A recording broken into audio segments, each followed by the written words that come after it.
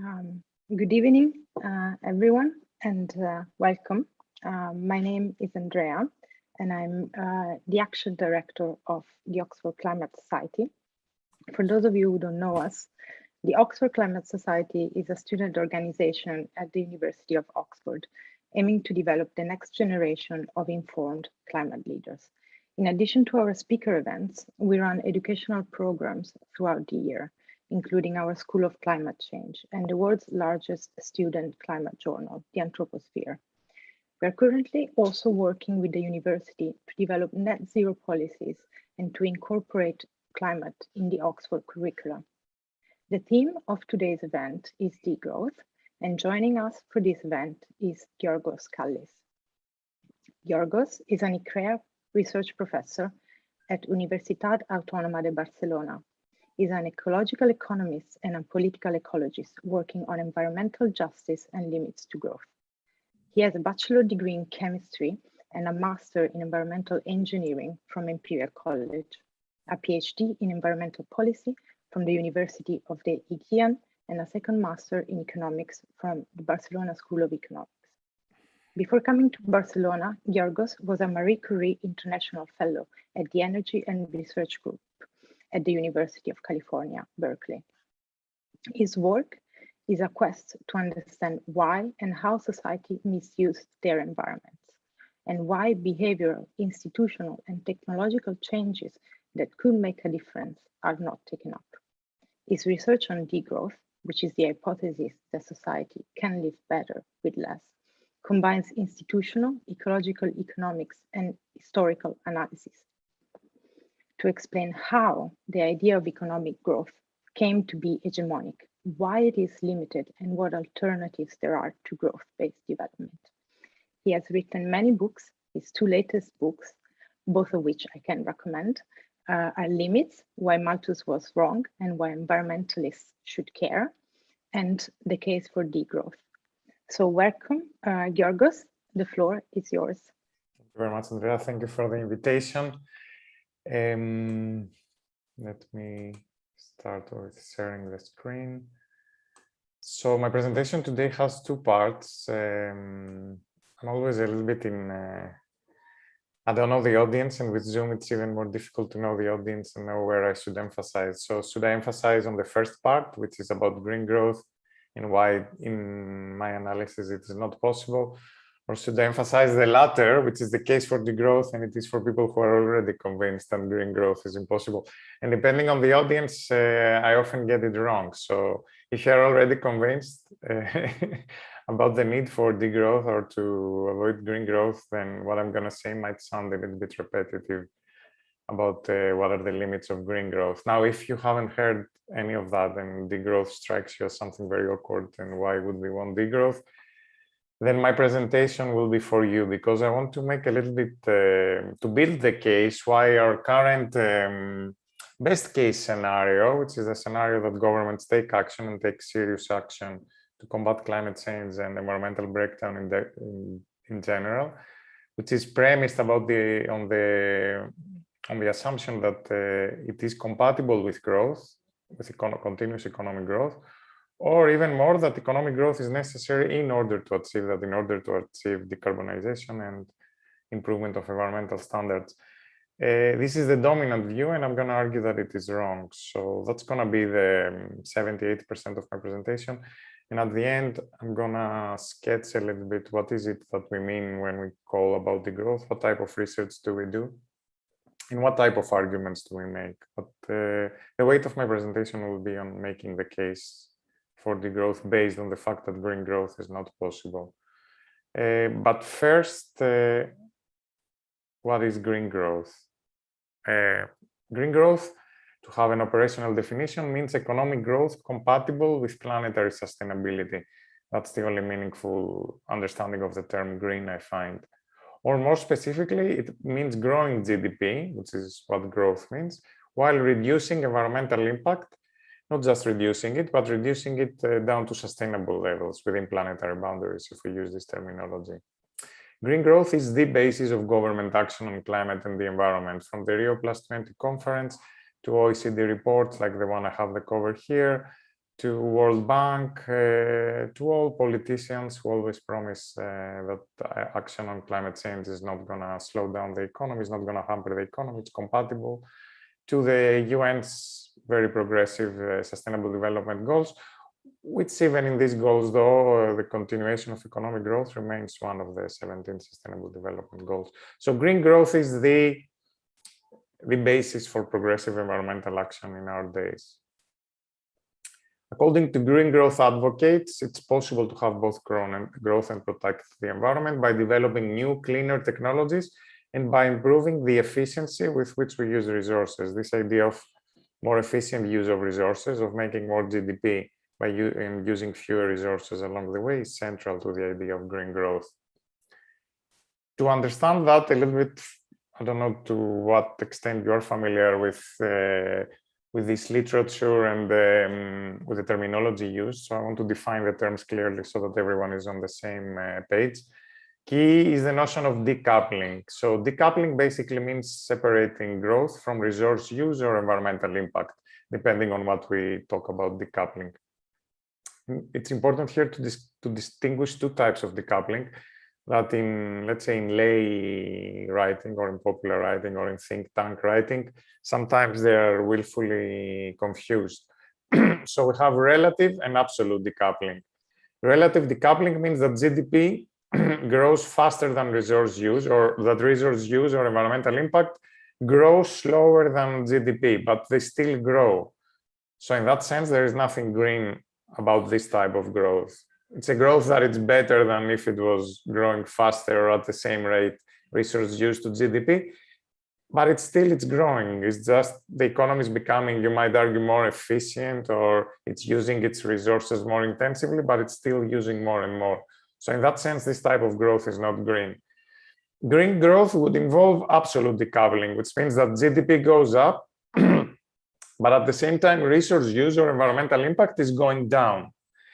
And I would argue that for impacts like carbon emissions, it's not enough that it goes down, but that it goes down and stays within planetary boundaries, within 1.5 or 2 degrees Celsius that we want right now. So it's not enough to just go down like that, as in this graph, but actually to go vertically down, as we know is what we need right now with carbon emissions. So let me treat resource use and environmental impact carbon emissions separately, look at the data in each. It's what we did in our paper with Jason Hickel, on which I based this presentation, a paper called Is Green Growth Possible? And let me first ask the question, is absolute decoupling of resource use from GDP possible? What does the data tell us? So that's what the data tell us on a very rough cut, which is global resource use and GDP. And we see that they grow hand in hand. In the 1990s, you might see some relative decoupling, where resource use grows slower than the economy, not much slower. And then since 2012, you see a reversal of this trend, that resource use grows even faster than GDP. You might argue that the global picture might be hiding that the fact that some countries, wealthier countries, that they've used a certain level of development, that they are making the first move and they are the ones who are decoupling and dematerializing and start having green growth. So maybe the world as a whole doesn't, but some countries do have green growth. So when we look at individual countries, do we see absolute decoupling there is the next question.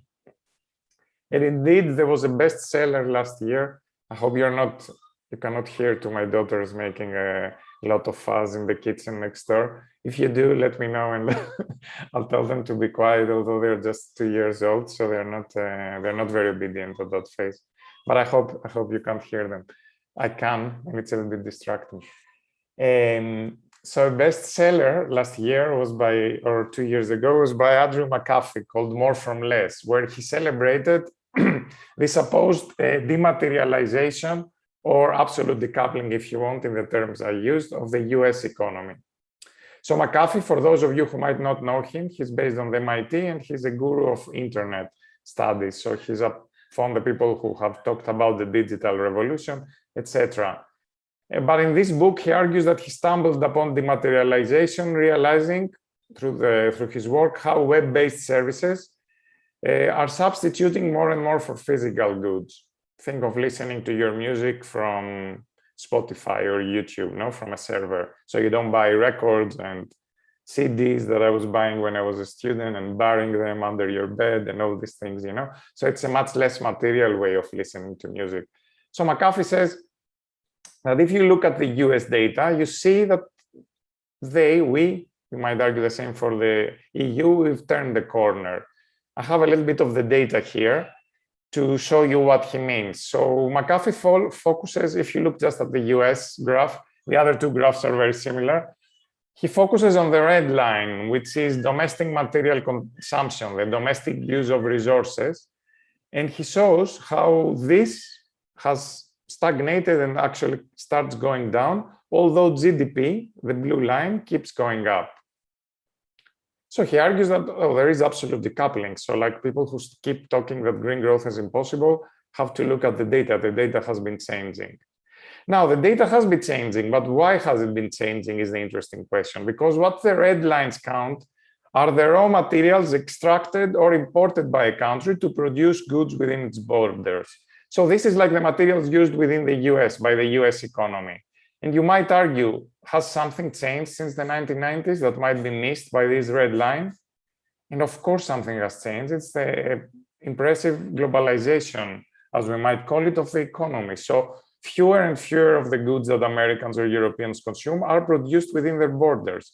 And fewer of these goods use materials within the borders of these countries. So all these materials are missed. Say all the metals that are used in China to produce an iPhone that is then sold in the US and counts as US GDP. Can we take into account and measure these materials, resources? Of course we can, and there is the method of the so-called material footprint of nations. And it's a method that calculates the total resources used to produce the goods that the country consumes. So the iPhones, the materials used to produce the iPhone that the US economy consumes and counts as its GDP. So if you look at the graph again now, look at the green line, which is the material footprint. And this one has been growing hand in hand with GDP, the blue line. I mean, there is a decrease after 2008, but it's also because the blue line stagnates and decreases. And this makes sense. We live in a globalized economy, and the global picture is also reflected at the national level once we take imports imported in the goods that are made elsewhere into account. Now, to those of you more statistically trained among you, and you're in Oxford, so you're clever people, you might tell me, oh, you're doing the classic mistake of spurious correlation. Now, these figures might be growing together in time, but this doesn't mean that they're causally related, no? Because also my age has been increasing from 1990 to 2020 by 30 years, and GDP has been increasing, but doesn't mean that if GDP goes down, I get younger, right? So there's no causal relation there. There is just a coincidence of temporal trends. So if we want to look at a little bit more into the potential causal relationship, which I don't think it's potential, in my view, and my training as an ecological economist, is quite obvious that an economy uses resources. It's really, I think it should fall on the economists to make this metaphysical argument that somehow economies can grow without using resources. But if we look at country level data, we also see a very similar picture, and the wealthier and the richer a country is in terms of GDP, the more its resource use. So a 1% difference in the size of economies is associated with 0.8% difference in material use. And if we look at future models, and this is what we did in our paper with Jason, we looked at UN models, scientific models, all of them predict an increase in resource use by 2050. None of them predicts green growth with decoupling of resource use. And this is even with the most stringent assumptions about climate mitigation policy, resource taxes, etc. They predict a doubling of resource use, or at the best, a 50% increase. You might question, actually, why are GDP and resources coupled so tightly? Because in one sense, what McAfee says has a point. No? Like our economies are becoming more and more service-oriented. More and more of the economy is moving to the internet. More and more of our time we pass it in front of Zoom, no, rather than traveling around. So why is it that the economy is not dematerializing? I think this is the interesting research question. Why do we keep seeing this tight coupling? And there are at least 3 reasons we might think here that ecological economists would explain why the economy remains tightly coupled. The first is that efficiency gains do not necessarily lead to using fewer resources unless we put limits to how many resources we can use. So like machines did not lead to mass unemployment, they created more growth and more jobs, right? In the same way, using more efficient resource efficient machines doesn't lead to less resource use, leads to more growth and actually more resource use. My colleague in Barcelona, Mario Giampetro, has written about the Jevons paradox. This is based on 19th century economist Stanley Jevons, who first noted how steam engines used coal more efficiently, but as a result, we used more coal rather than less. So the cost of coal went down once we had the steam engine, and new uses were invented to make good use of cheaper coal. And that's a pattern that keeps happening, and that's actually how capitalist economies produce growth. They become more efficient, more surplus, and this surplus is invested and makes more output. Second, we should remember that services can be quite resource intensive. So if you think of the energy burned by the server storing our photos or the music that I just talked about, that's not very light. A study by Tim Jackson has found that actually the example I gave of web-based music versus CDs hasn't led to dematerialization. Actually, the same materials are used if you take into account the materials used for the servers and for all the infrastructure that supports online music. Just as an example, an Apple computer needs 1 ton of materials to make it. So it might seem dematerialized to sit in front of your Apple computer, but it's not that dematerial. And the third reason is that people paid for seemingly dematerialized services can spend their money in material goods. Think of an internet entrepreneur.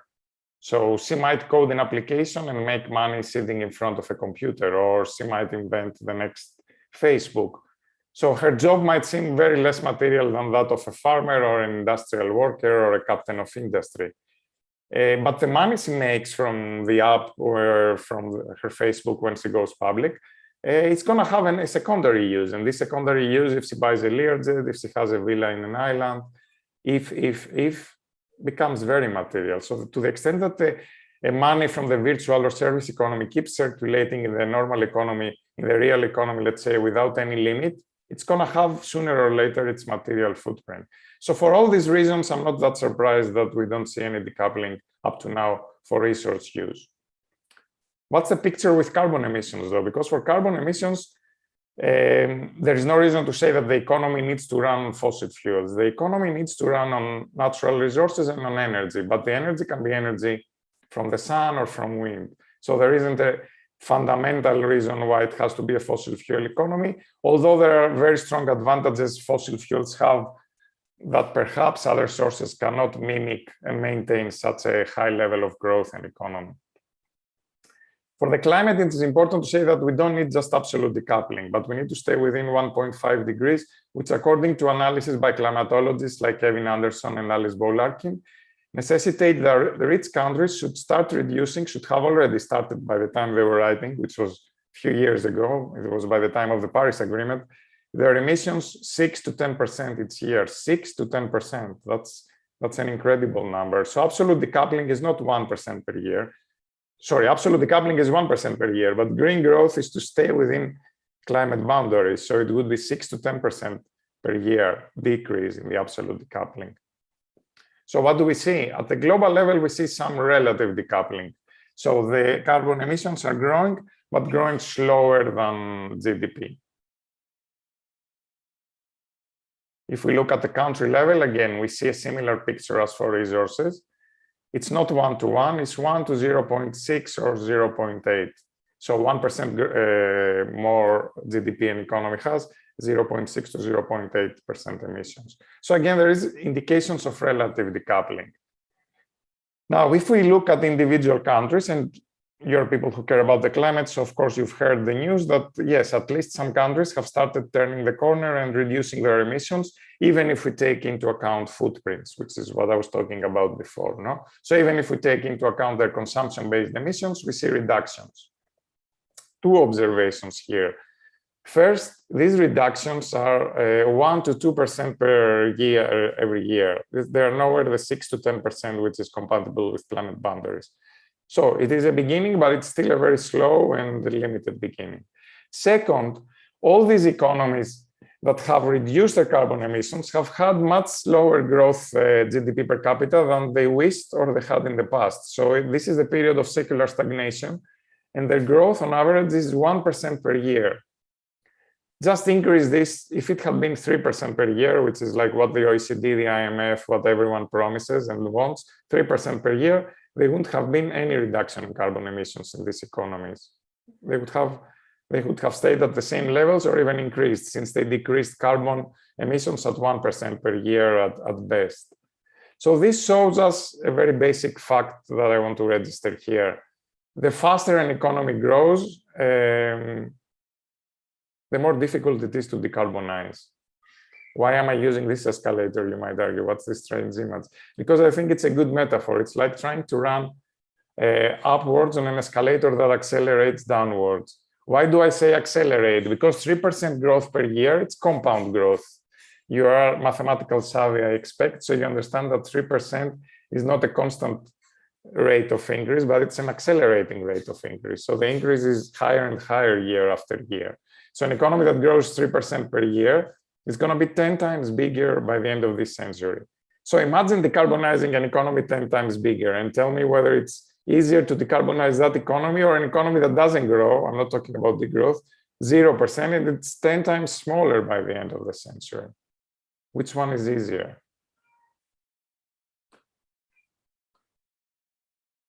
I mean, this is, I'm making it too easy, but then we have to make more complicated graphs and analysis to say the same points in complicated ways of using models and iPad analysis, etc.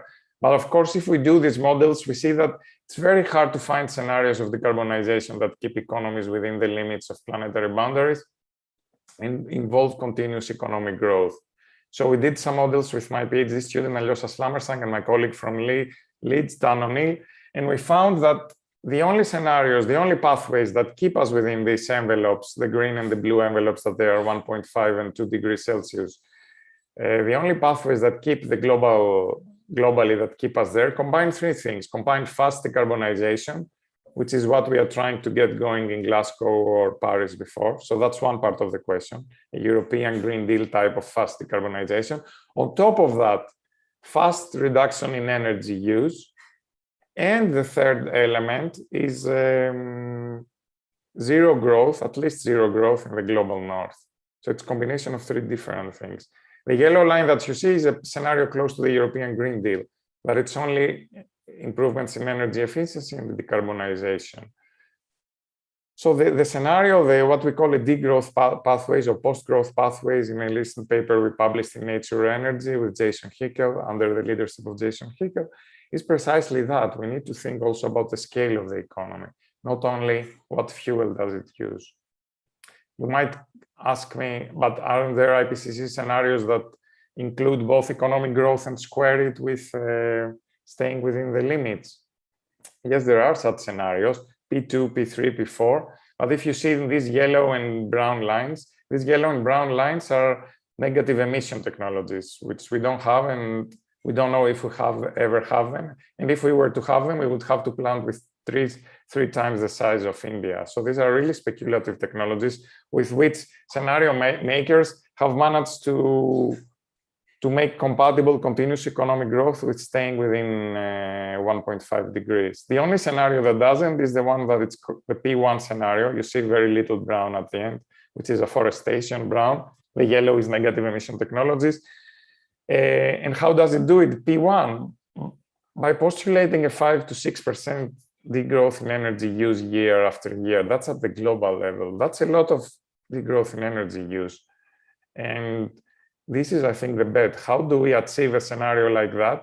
Especially given the fact that no one, apart from a few of us who talk about degrowth, advocate this scenario. The rest are trying at best to get us into P2 to P4 territory, which means that still we would need to rely on these negative emission technologies, if not risky geoengineering, to have some chance of keeping the climate stable, or at least not that unstable in the future. So I think when Greta Thunberg, who captures very well, I think, the science, the common sense of what scientists are saying, when she says that, when she talked about fairy tales of economic growth, I think she had a good point, because we are still tied on these fairy tales that the economy can keep growing, that that's not incompatible with meeting climate targets, it's not incompatible with greening the economy, etc. It is important to understand what it is. It is fairy tales, and economic growth is the fairy tale of the secular age. Previous civilization might have gods, rituals, other things they believed in. We believe in economic growth and on these strange curves that tend to infinity. And somehow we think that these infinite curves, we're going to sustain them. I mean, we found a trick to make them not look infinite, which is the log curve. So you plot the growth rate and then it looks a straight line that it's smooth over time. If economists started plotting the infinite curve, I think students would raise their hand and say, this doesn't look very convincing. So there are tricks to keep saying the fairy tale, but I think we cannot risk anymore on getting stuck with these fairy tales. So how do we get out of these fairy tales? And this is the case for degrowth. So first of all is to understand that these fairy tales are not fairy tales just because they are in our minds. It is because the current capitalist economies are based on continuous growth in order to be stable. It's like a bicycle that has to accelerate, not just to move, but to accelerate in order to not fall down. When we don't have growth in current capitalist economies and the ways they work, their political economy, we have unemployment. We have what we experienced during the current pandemic. We have debt escalating, and depending on who is in power, we can have also austerity to pay for this debt, and then this means reduction in public expenditures and cutting off the welfare state that so hard we have fought, both politically and with our sweat and labor to create in the past decades. At the same time, politicians, we know, depend on growth to being elected, to keeping their populaces happy, and to keeping, of course, their funders happy. Again, I don't mean to say here that is some kind of conspiracy or some kind of politicians that they are faking for the sake of faking. We have to understand the political economy of that. So we have to understand how political parties gain their legitimacy, that they have to promise material gains back to the electoral. And of course, that within liberal democracies, they are captured by the elites that have the most power. And to the extent that they want to bring reforms, which not all government parties want to bring reforms, but to the extent that they have to bring reforms without compromising with the elite interests that very easily can bring them down, they have to do it in a way that doesn't cut from the wealth of the powerful interests. So the only way to make this is economic growth. So you grow the economy, you grow the pie, the rich have more, but then you can give also some crumbles to the poor, and everyone votes you again in the next 4 years. That's how the political system has worked stably to some extent, and this is when it gets destabilized. And this is very hard, even for the most progressive parties, when they come in power, to go for policies that are not based on growth. So now, you might tell me now, so green growth, right? Because this is impossible, degrowth. No, I would say not green growth, because green growth is ecologically and, let's say, physically impossible. So at least society, we can change it if we organize, if we talk, if we protest, and if we change things. Whether we can change the fundamental dependence of the economy of resources, I'm less convinced that it's possible. That's precisely why I and others, among many others, we have developed an agenda on research on degrowth. This is from the paper you might want to read, where we summarize the last 10 years of research on degrowth. It's published in one of the best journals in our field. It's published once per year, publishing literature reviews. And we outline there the research agenda for that. So if you start from the premise that green growth is not possible and that we need to find a way of creating economies that they are slower by design, not disaster, as Peter Victor called it. A set of new questions emerged, questions that I say these are the questions that 21st century economists should be dealing with, while they're stuck with the questions of 19th century economics, which is the wealth of nations. How do you keep increasing the wealth of nations forever? No, the question right now that economists should be addressing, but unfortunately very few just heterodox economists do it, is how do you live within limits? How do you live within the limits of the immense wealth that we are already producing and which is bringing wreck to the planet right now? How can we secure meaningful employment without growth? How and what policies for the global south can delink and disconnect the global south that has to depend on growth in the economy in the global north in order to keep combating poverty or to bring development? What opportunities there are for alternative models of development in the global south? How is it possible to roll out the clean energy that we need and at the pace that we need if the economy doesn't grow at the pace that it is assumed to grow in many decarbonization models that expect more and more money that can be invested more and more into green energies? How do we generate the cultural and political changes necessary?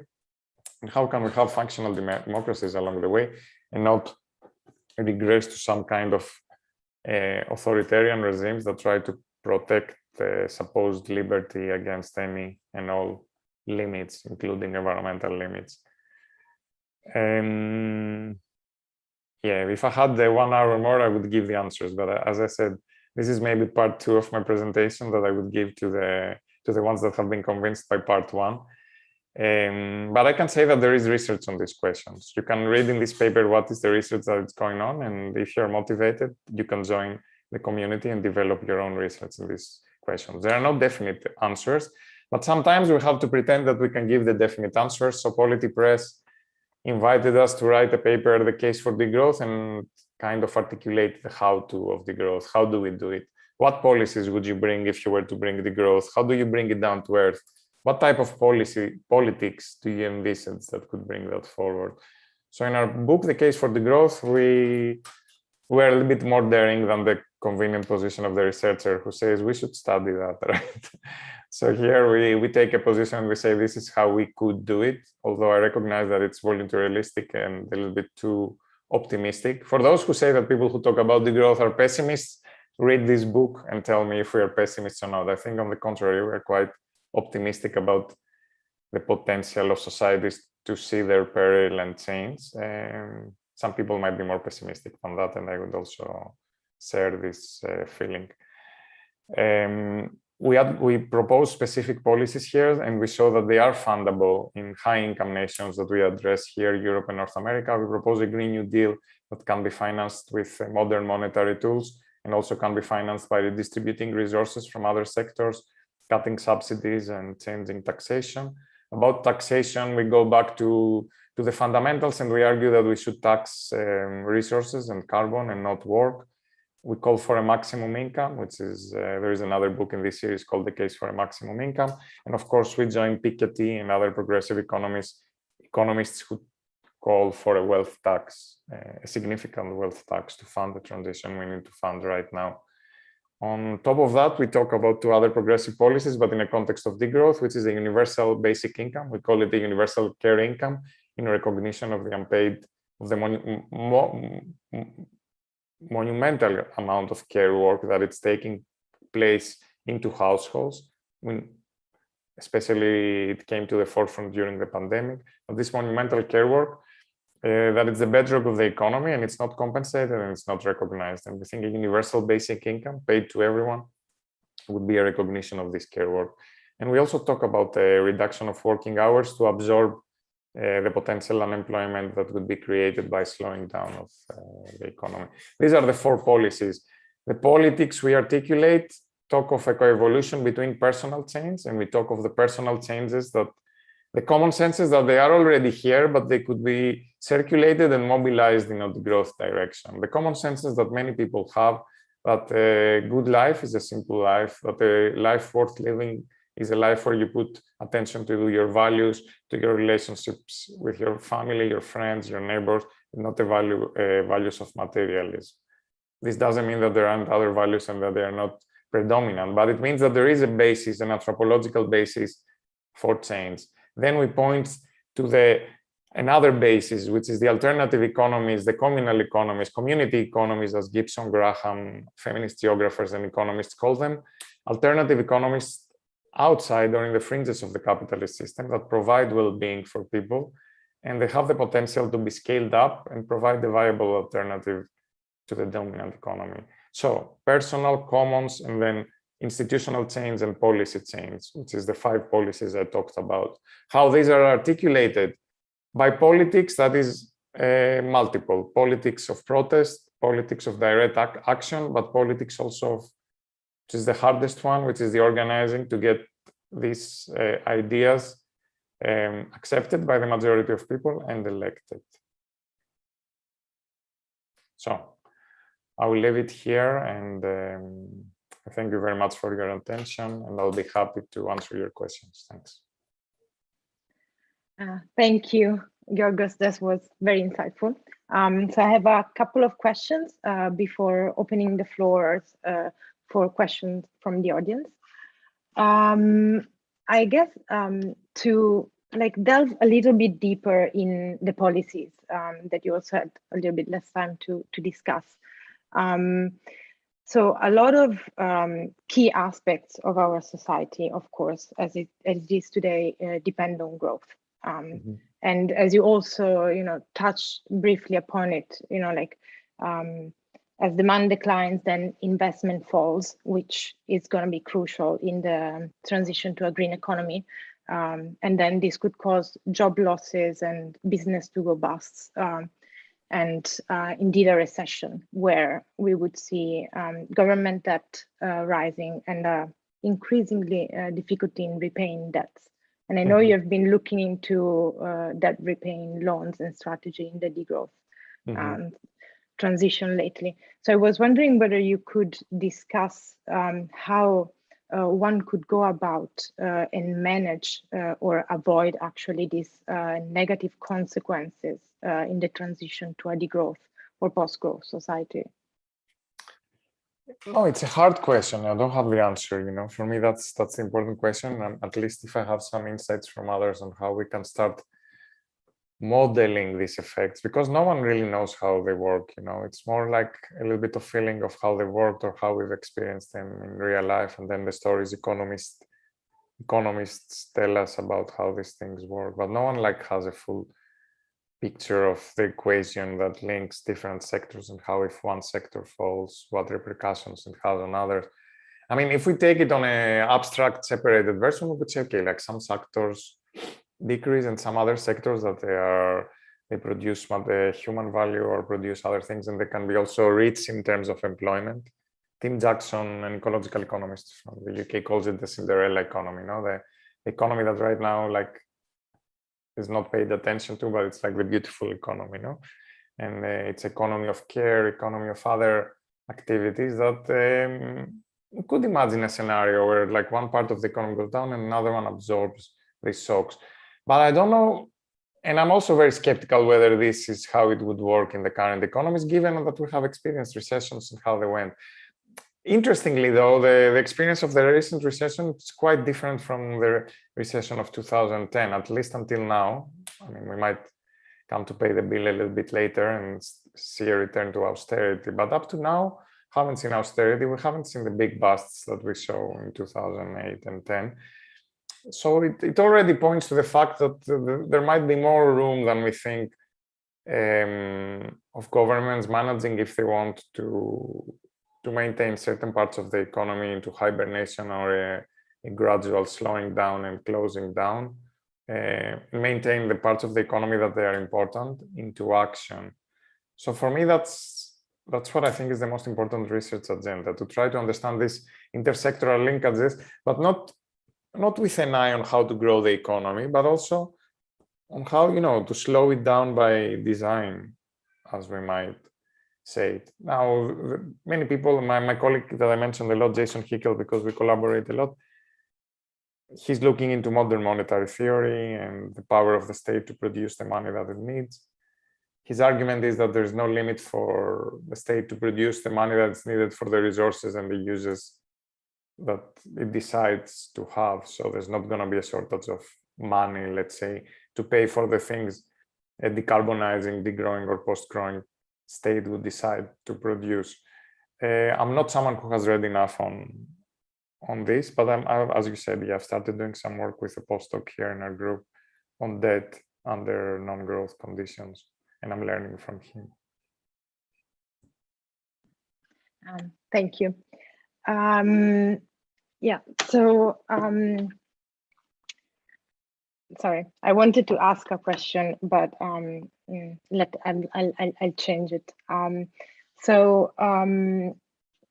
About the political feasibility, which you also briefly touched upon, indeed, many critics of degrowth would say that it's politically infeasible, and you and Jason Nicol also have a nice quote at the end of your paper, Is Green Growth Possible? Saying that the politically acceptable is ecologically disastrous, while the ecologically necessary is politically impossible. Mm-hmm. So you briefly touch upon about certain political pushing that people could do from an activist perspective. But I wonder whether you could elaborate and maybe stress, tell us what are like points in the system where you would intervene to steer it towards a degrowth society. Sorry. Yeah, there are two. I mean, there are two things. One is to stop the disastrous part of the current economy, and the other is to work to create the alternative. So, in terms of stopping, I really learn a lot from the work of my colleague and at ICTA and his group, John Martinez-Allier, who studies environmental justice conflicts around the world, and all the social movements that they haven't read about degrowth, or they don't necessarily care about degrowth, but they care about the mega machine arriving to their territories and bringing havoc, and they organize and they try to stop mega mineries, new airport expansions, fossil fuel pipes.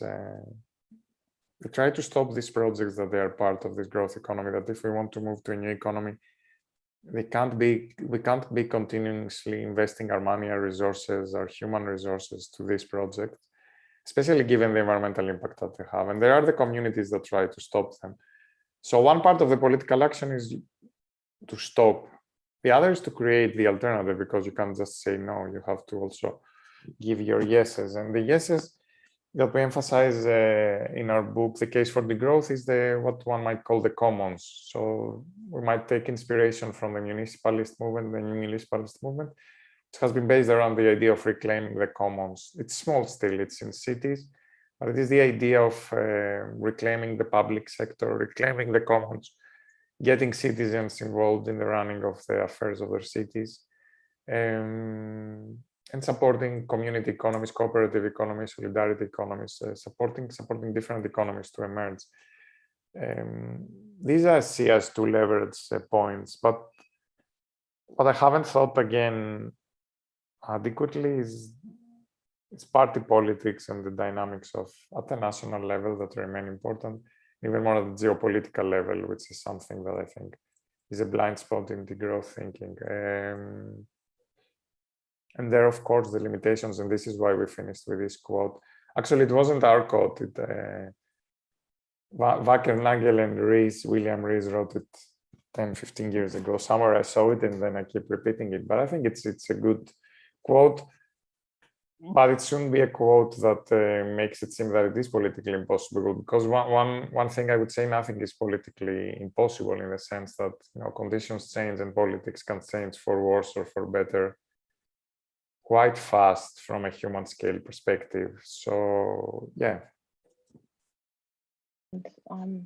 Have you seen like changes happening in the landscape because of the pandemic? There's such that maybe people are more open towards such futures or changes. I mean, anything in human society is always good and bad aspects of it, no? So the pandemic, I think, has good. You can see some some good changes, you can see some worrying changes. So yeah, on the good, I would say that people realize that when scientists tell you something can go wrong, they might have a point, you know. So now it's I say that as someone who I thought of, when I was listening about pandemics, I was saying, okay, this is to scare us, you know, this is one problem too many for me to contemplate, you know. I was like, climate change, like, then they were telling us pandemics, and I was like, give me a break, pandemics too, you know, no. And they had the point. The epidemiologists were saying, and next pandemic is around the corner, it's going to be big, we're not doing anything. They knew something, you know. So I think at a very general level, but this speaks to all of us, I think this explains also the acceleration with trying to do something, but not doing much still on the climate change front, and on the fact that we start, after a long period of time, interpreting the events that are happening as the early signs of a climate breakdown, you know, because we lived in a short time frame something similar when, you know, there were a few sick people in China and we're saying, oh, okay, this is going to stop like the previous one stopped, and it's not going to arrive here, it's not for us. We understand that this is not how it works, and I think everyone has assimilated that. But then it's the question, what do we do? And then it's the bad side of the pandemic is that there has been a lot of reaction to government action for good and for bad reasons. The bad reasons, of course, is it's the hard-headed approach that, you know, I'm going to do whatever I want and no one is going to tell me I can't do this, or I'm going to wear a mask, or I have to vaccinate it.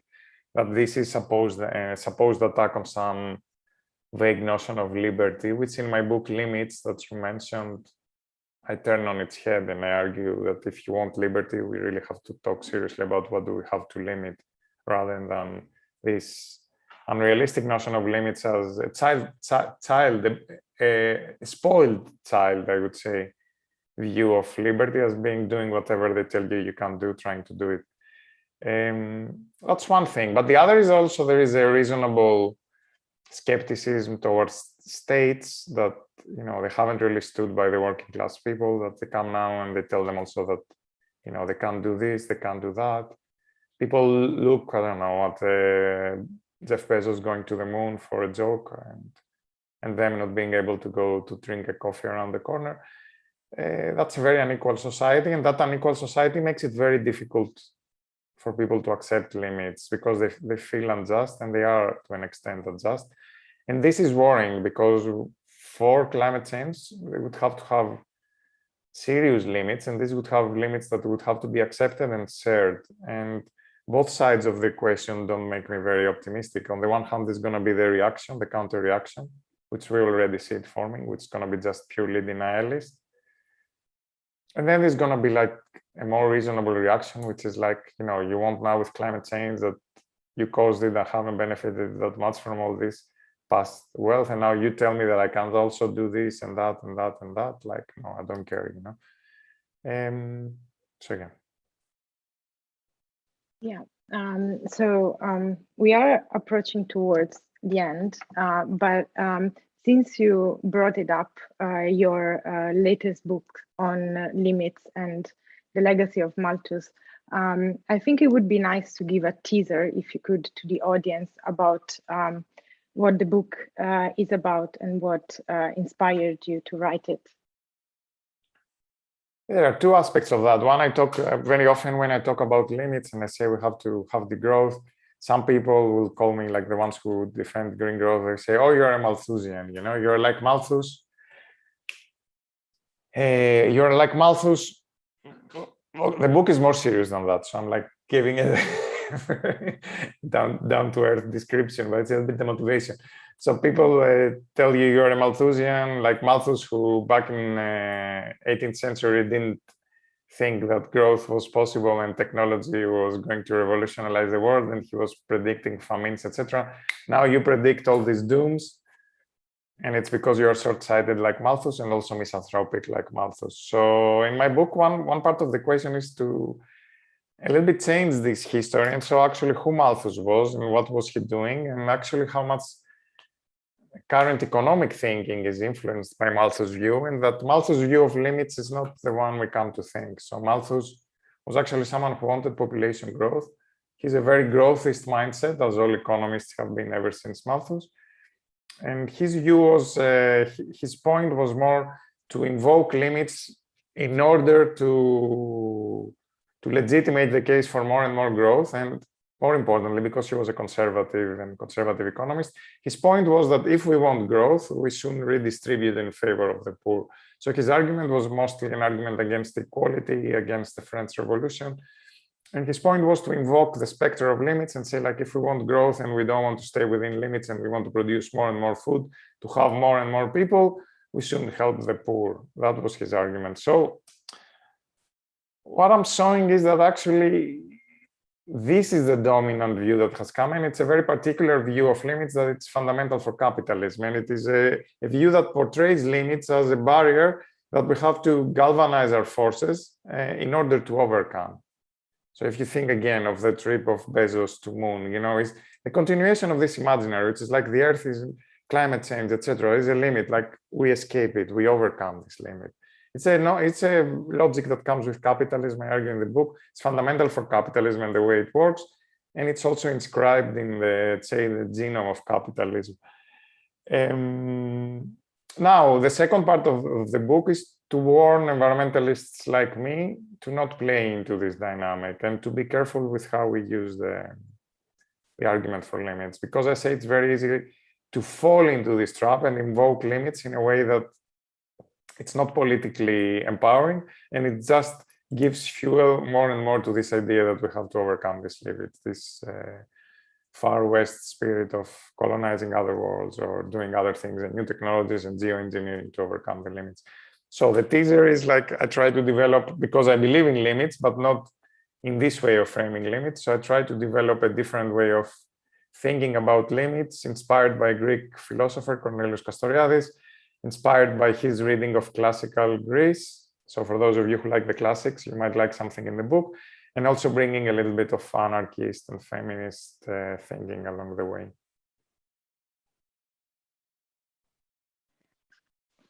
Thank you. To close off our event, I want to ask you one more high level question, and is what are you working on these days, and what are you most excited about?